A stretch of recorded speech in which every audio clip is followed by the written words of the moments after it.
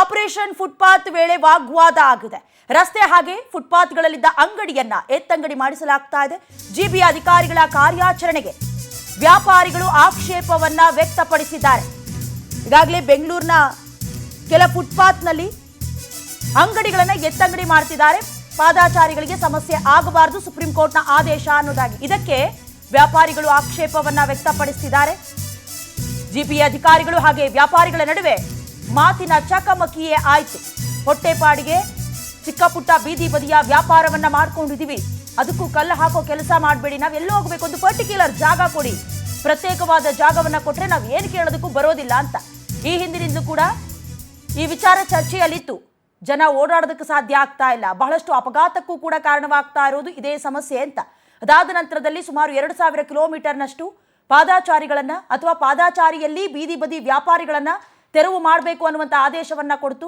ಮತ್ತೆ ಆ ಕಿಲೋಮೀಟರ್ನ ವಿಸ್ತರಣೆ ಮಾಡುವ ಕೆಲಸವನ್ನ ಕೂಡ ನಗರಾಭಿವೃದ್ಧಿ ಸಚಿವ ಕೃಷ್ಣ ಬೈರೇಗೌಡರು ಮಾಡಿದ್ರು. ಅದಾದ ನಂತರದಲ್ಲಿ ಈಗ ವಾಗ್ವಾದಕ್ಕೀಡಾಗಿರೋದು ನಾವೆಲ್ಲ ಹೋಗಬೇಕು ಅಂತ ದೃಶ್ಯದಲ್ಲಿ ಗಮನಿಸ್ತಾ ಇದ್ದೀವಿ. ರಸ್ತೆ ಹಾಗೆ ಫುಟ್ಪಾತ್ಗಳಲ್ಲಿ ಅಂಗಡಿಯನ್ನ ಎತ್ತಂಗಡಿ ಮಾಡಿದ ವಿಚಾರಕ್ಕೆ ಸಂಬಂಧಪಟ್ಟ ಹಾಗೆ ಅಧಿಕಾರಿಗಳು ಹಾಗೆ ವ್ಯಾಪಾರಿಗಳ ನಡುವೆ ಮಾತಿನ ಚಕಮಕಿ ಉಂಟಾಯಿತು.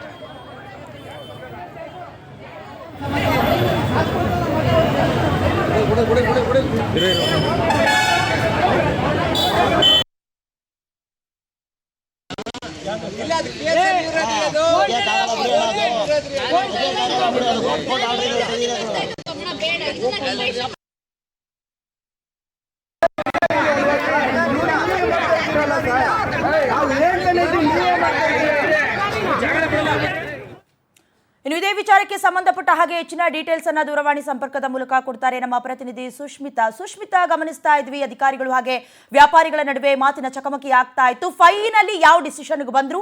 ವ್ಯಾಪಾರಿಗಳಿಗೆ ಏನಾದರೂ ಪ್ರತ್ಯೇಕ ಜಾಗ ಕೊಡ್ತಾರಾ, ಹೇಗೆ ಸುಷ್ಮಿತಾ? ಕಳೆದ 3 ದಿನಗಳಿಂದಲೂ ಕೂಡ ಸಚಿವ ಕೃಷ್ಣ ಬೈರೇಗೌಡರ ಆದೇಶದ ಮೇರೆಗೆ ಇವಾಗ ಎಲ್ಲಾ ಕಡೆನೂ ಕೂಡ ಜಿಬಿಎ ಅಧಿಕಾರಿಗಳು ಫುಟ್ಪಾತ್ ಅನ್ನ ಯಾರೆಲ್ಲ ಒತ್ತುವರಿ ಮಾಡ್ಕೊಂಡು ವ್ಯಾಪಾರ ಮಾಡ್ತಾ ಇದ್ರು ಅದನ್ನ ತೆರವು ಮಾಡುವಂತಹ ಕಾರ್ಯವನ್ನ ಮಾಡ್ತಾ ಇದ್ದಾರೆ. ಆದ್ರೆ ಕಳೆದ 3 ದಿನಗಳಿಂದಲೂ ಕೂಡ ವ್ಯಾಪಾರಸ್ಥರು ಇದಕ್ಕೆ ಆಕ್ರೋಶವನ್ನ ಹೊರ ಹಾಕ್ತಾ ಇದ್ದಾರೆ. ಯಾಕಂತ ಹೇಳಿದ್ರೆ 16 ವರ್ಷದಿಂದ ನಾವು ವ್ಯಾಪಾರವನ್ನ ಮಾಡ್ತಾ ಇದೀವಿ, ಸರ್ಕಾರ ನಮ್ಗೆ ID ಕಾರ್ಡ್ ಅನ್ನ ಕೊಟ್ಟಿದೆ, ಆದ್ರೆ ಪ್ರತ್ಯೇಕವಾದಂತಹ ಜಾಗವನ್ನ ಕೊಟ್ಟಿಲ್ಲ.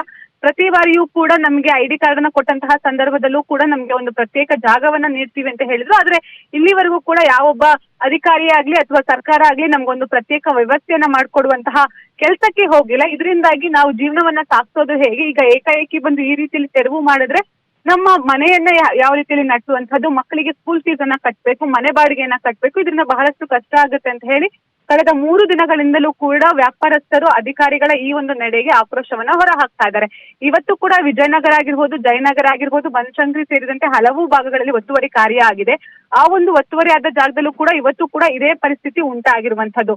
ಸದ್ಯ ಇದಕ್ಕೆ ಕೃಷ್ಣ ಬೈರೇಗೌಡರು ಕೂಡ ಒಂದು ಸ್ಪಷ್ಟನೆಯನ್ನ ನೀಡಿರುವಂತದ್ದು. ನಾವು ಕೇವಲ 20% ಭಾಗದಲ್ಲಿ ಮಾತ್ರ ಈ ಒಂದು ಒತ್ತುವರಿ ತೆರವನ್ನ ಮಾಡ್ತಾ ಇದೀವಿ, ನಮ್ಗೆ ವ್ಯಾಪಾರಸ್ಥರಿಗೆ ಕಷ್ಟ ಕೊಡುವಂತಹ ಕೆಲಸವನ್ನ ನಾವು ಮಾಡ್ತಾ ಇಲ್ಲ, ಆದ್ರೆ ಜನರಿಗೂ ಕೂಡ ಇದರಿಂದ ತೊಂದರೆ ಆಗ್ಬಾರ್ದು. ಯಾಕಂತ ಹೇಳಿದ್ರೆ ಪ್ರತಿ ವರ್ಷವೂ ಕೂಡ 300ರಿಂದ 400 ಜನ ಈ ಒಂದು ಫುಟ್ಪಾತ್ ಅಲ್ಲಿ ಸರಿಯಾಗಿ ಓಡಾಡ್ಲಿಕ್ಕೆ ವ್ಯವಸ್ಥೆ ಇಲ್ಲ, ರಸ್ತೆಯಲ್ಲಿ ನಡೀತಾ ಈ ಒಂದು ಆಕ್ಸಿಡೆಂಟ್ಸ್ ಗಳು ಆಗ್ತಾ ಇದೆ, 300-400 ಜನರ ಪ್ರಾಣ ಹೋಗ್ತಾ ಇದೆ. ಹೀಗಾಗಿ ಸಾರ್ವಜನಿಕರಿಗೆ ಇದರಿಂದ ಸಹಕಾರ ಆಗ್ಲಿ ಅಂತ ಹೇಳಿ ನಾವು ಈ ರೀತಿಯಲ್ಲಿ ಮಾಡ್ತಾ ಇದೀವಿ ಅಂತ ಹೇಳಿ ಅವರು ಕೂಡ ಸಮಜಾಯಿಷಿಯನ್ನ ಕೊಡ್ತಾ ಇರುವಂತದ್ದು. ಒಟ್ನಲ್ಲಿ ಈಗ ಈ ರೀತಿಯ ನಡೆಗೆ, ಸರ್ಕಾರದ ನಡೆಗೆ ಎಲ್ಲೋ ಒಂದ್ ಕಡೆ ವ್ಯಾಪಾರಸ್ಥರ ಬದುಕು ಬೀದಿ ಪಾಲಾಗಿದೆ, ಆದ್ರೆ ಮತ್ತೊಂದು ಕಡೆಯಲ್ಲಿ ಇದಕ್ಕೆ ಸಾರ್ವಜನಿಕರು ಸಹಮತವನ್ನ ನೀಡ್ತಾ ಇದ್ದಾರೆ. ನಮ್ಗೆ ಓಡಾಡ್ಲಿಕ್ಕೆ ಒಂದು ಫುಟ್ಪಾತ್ ಸಿಕ್ತು ಅಂತ ಹೇಳಿ ಸಾರ್ವಜನಿಕರು ಈ ಒಂದು ಸಂದರ್ಭದಲ್ಲಿ ಸಂತಸವನ್ನು ಕೂಡ ಹೊರ ಹಾಕ್ತಾ ಇದ್ದಾರೆ. ಡಯಾನಾ, ಥ್ಯಾಂಕ್ ಯು ಸುಷ್ಮಿತಾ ನಿಮ್ಮೆಲ್ಲ ಡೀಟೇಲ್ಸ್ಗಾಗಿ.